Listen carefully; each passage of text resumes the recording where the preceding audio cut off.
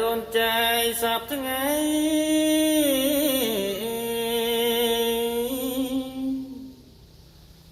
ជាលុយថ្លាថ្លៃចិនមេត្តា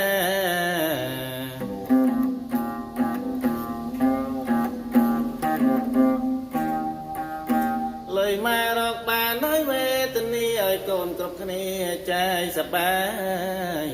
លុយម៉ែដែលកូនចៃសពថ្ងៃម៉ែប្រឹងស្ទើរខ្សែគ្មានចិនណាយើង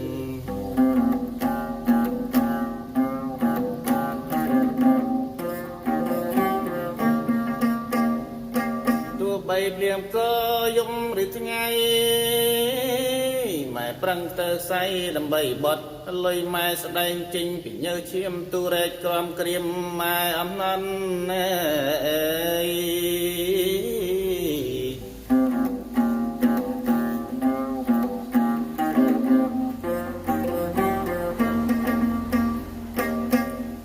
តកូនស្អាតម៉ែត្រំអត់លុយម៉ែបរិសុទ្ធផុនលោកា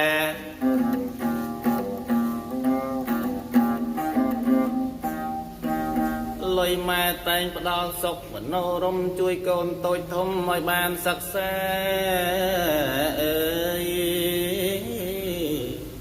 ជួយកូនបានរស់ក្រុមរូបាលុយម៉ែអស្ចារ្យឧត្តមក្រៃ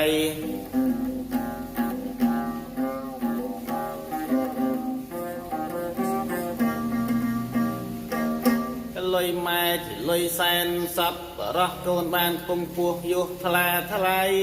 អើយដោយសារលុយម៉ែដ៏មានន័យកូនមានរស្មីព្រោះតែលុយម៉ែ